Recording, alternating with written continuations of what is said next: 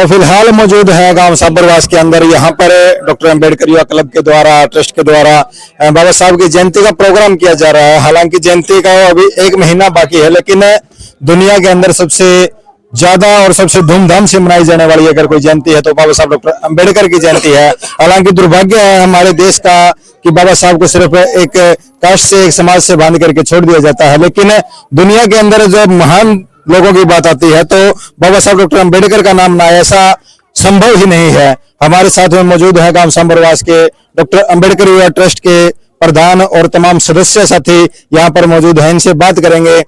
Sir, किस तरह का प्रोग्राम आपने आयोजित किया और कितने दिनों से आप तैयारी कर रहे हैं इस प्रोग्राम की? हम इस प्रोग्राम की तैयारी तो लगभग 1 साल से कर रहे हैं, लेकिन जो संज्ञान लिया गया है ये करीबन 1 महीना पहले लिया गया है। अच्छा, 1 साल से तैयारी कर रहे हैं? 1 साल से तैयारी है। तैयारी के मन के अंदर एक टीस थी कि हम दुनिया को या सोए हुए समाज को जगाने का काम करें, जिससे कुरीतियों के अंदर समाज दसता जा रहा है, दिन बुरी कुरीतियों के अंदर समाज दसता जा रहा है, उस समाज को जगाने का काम करें।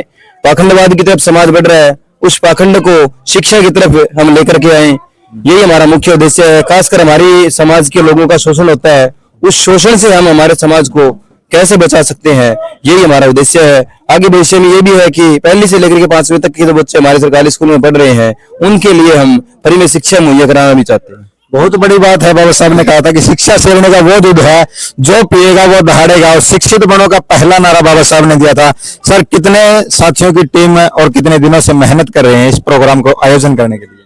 हमारे ट्रस्ट के रजिस्टर्ड 7 सदस्य हैं, बाकी लगभग 20 से 30 सदस्य इस काम में लगे हुए हैं। 20 से 30 सदस्य? बिल्कुल।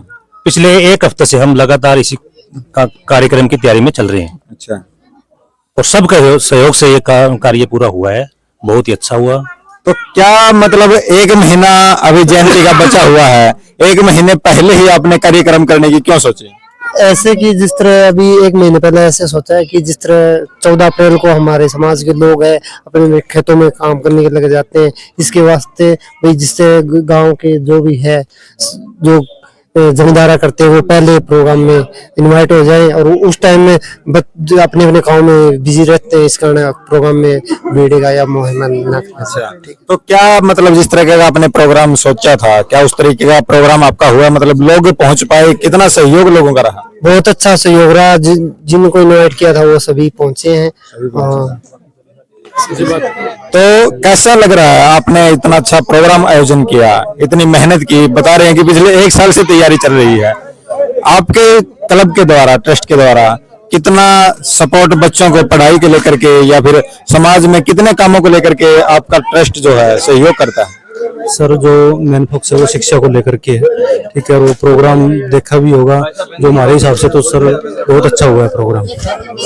हाँ, बहुत। तो शिक्षा के लिए कितने कदम आपने उठाने की तैयारी कर रखी है? शिक्षा के लिए सर सबसे पहले तो हम लाइब्रेरी का निर्माण करवा रहे हैं। उसके बाद जो 1ली से 5वीं तक जो बच्चे हैं उनके लिए ट्यूशन की फ्री व्यवस्था बना रहे हैं।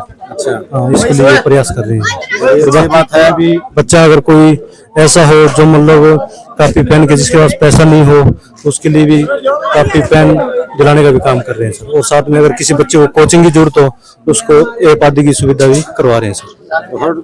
बहुत सम्मानजनक कार्य है और बहुत ही बड़ाई के पात्र है ये जो ट्रस्ट के साथी है। इनके द्वारा जितना काम किया जा रहा है शिक्षा को लेकर के, बाबा साहब के मूल मंत्र शिक्षा को लेकर के जितना काम किया जा रहा है, अगर सही मायने में बाबा साहब की जयंती मनानी है तो हमें बच्चों को पढ़ाना होगा, हमें बच्चों को शिक्षा देनी होगी, हमें बच्चों को शिक्षित करना होगा। न सिर्फ किताबी ज्ञान बल्कि उनको सामाजिक ज्ञान भी होना चाहिए। उनको सिर्फ किताबी कीड़े नहीं बल्कि समाज का ज्ञान भी होना चाहिए।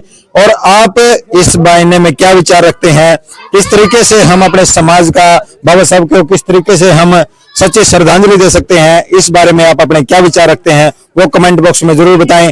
आज की इस वीडियो में इतना ही, मिलते हैं फिर किसी अगली वीडियो में। तब तक के लिए नमस्कार, जय हिंद, जय भारत, वंदे मातरम।